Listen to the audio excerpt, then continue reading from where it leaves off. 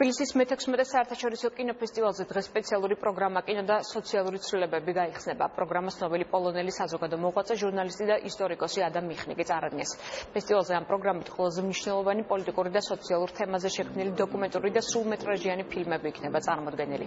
კინოფესტივალის სტუმრებმა ფესტივალის ორგანიზატორებთან და მხარდამჭერებთან ერთად პრესკონფერენციაზე პროგრამის დეტალებზე ისაუბრეს.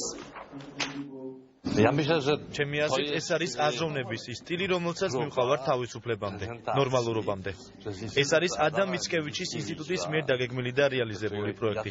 ჩვენ გვინდა, რომ ამ თემებზე და საკითხებზე გავამახვილოთ ყურადღება. სწორედ ამ მიზნით ჩამოვედით საქართველოში.